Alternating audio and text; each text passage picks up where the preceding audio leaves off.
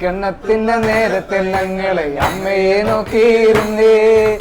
എണ്ണക്കറുപ്പുള്ള നമ്മ മുന്നാടി നെല്ലും പതിച്ചോണ്ട് വന്നേ. തകതാരതിത്തൈ താരാരോ താര താര താരതിത്തൈ താരാരോ. എല്ലാം സൂപ്പറായിരുന്നു.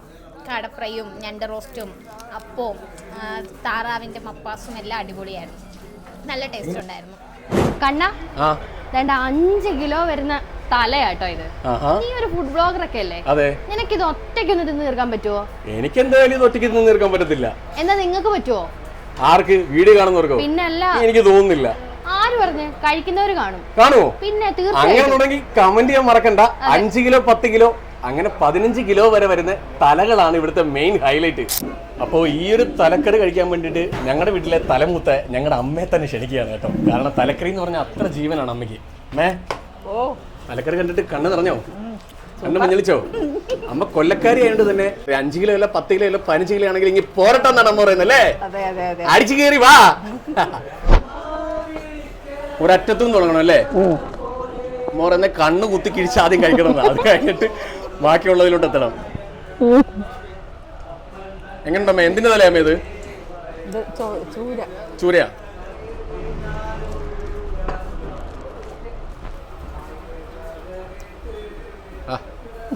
എങ്ങനെയുണ്ട് തലക്കറി? അടുത്തതായിട്ട് അപ്പവും പിന്നെ ഞാൻ നല്ല ഈർക്കിലിൽ നിർത്തി പൊരിപ്പിച്ച കൊഞ്ചുണ്ടല്ലേ? കൊഞ്ചുണ്ട്. പിന്നെ അത് ഞാൻ ടേസ്റ്റ് ചെയ്തില്ല. പക്ഷെ ഇത് ബീഫ് ഫ്രൈ ആണ് കേട്ടോ. അടിപൊളി സാധനം. അടിപൊളി ടേസ്റ്റ് ഉണ്ട്. നിറയുണ്ടായിരുന്നു. ഞാൻ തന്നെ പകുതി അവിടെ നിന്ന് ഇവിടെ ഒക്കെ പെറുക്കി തിന്ന് കേട്ടോ കേട്ടോ. കൊഞ്ചോ ടേസ്റ്റ് ചെയ്യാൻ പറ്റും.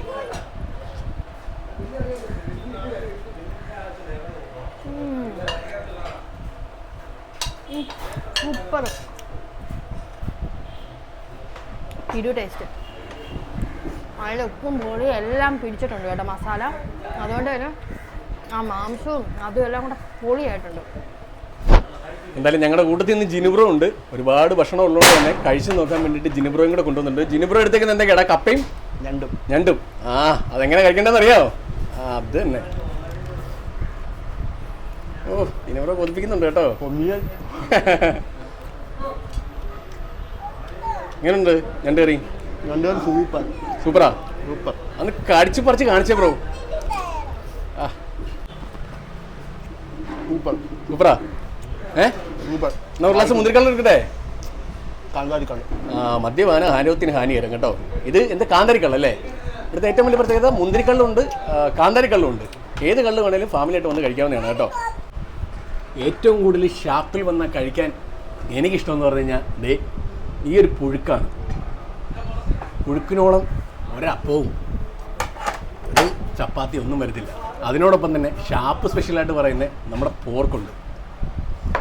പിന്നെ ഇവിടുത്തെ മെയിൻ ഹൈലൈറ്റ് വരാൽ. ഇതൊരു സൈഡിലോട്ടിരിക്കട്ടെ.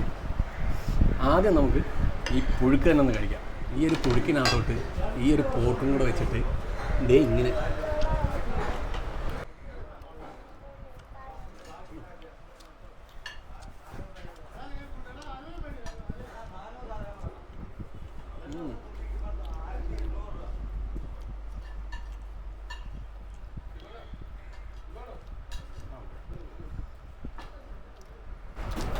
പോർക്കുള്ള ഉദരനായിട്ടുണ്ട്.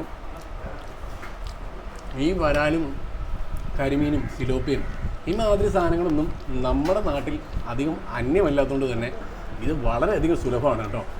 അതായത് എവിടെ ചെന്ന് കഴിഞ്ഞാലും വരാൽ കിട്ടുന്നതിന് യാതൊരു പഞ്ഞവുമില്ല. അപ്പം കുരുമുളകൊക്കെ ഇട്ട് വെച്ച ഈ മുറിഞ്ഞ വരാൽ ഇത് കഴിക്കേണ്ട ഒരു രീതിയുണ്ട്. ഇങ്ങനെ പിടിക്കുക.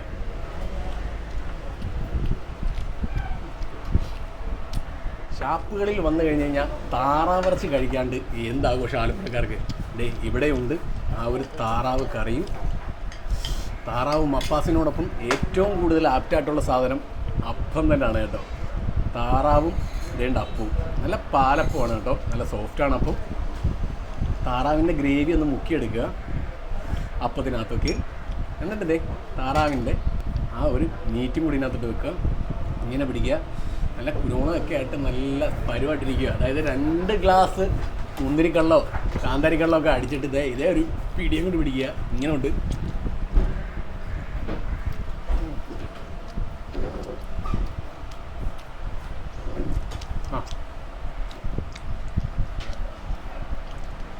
അടിപൊളി. നമ്മുടെ ഈ അടുത്ത ലൊക്കാലിറ്റിയിൽ ഇങ്ങനൊരു ഷാപ്പും ഇത്രയധികം വെറൈറ്റി ഫുഡും കിട്ടും എന്നുള്ളത് ഞങ്ങൾ തന്നെ ഇപ്പോഴാണ് അറിയുന്നത് കേട്ടോ. നമ്മുടെ കായംകുളം KP റോഡിൽ നിന്ന് വെട്ടിക്കോട്ട് അമ്പലം കഴിഞ്ഞ് വരുമ്പോൾ തന്നെ ഇടത്തുവശത്ത് കാണുന്ന നാടൻ കള്ളും നാട്ടുരുചിയും, അതായത് നമ്മുടെ നാട്ടിൽ കിട്ടുന്ന തനതായിട്ടുള്ള നാട്ടുരുചിയും, പിന്നെ അതുകൂടാതെ തന്നെ ചെറുതായിട്ട് 2 അടിക്കണമെന്നുണ്ടെങ്കിലോ നല്ല കാന്താരി കള്ളും നല്ല മുന്തിരി കള്ളും ഒക്കെ കിട്ടുന്ന one of the best shop എന്ന് തന്നെ പറയാം.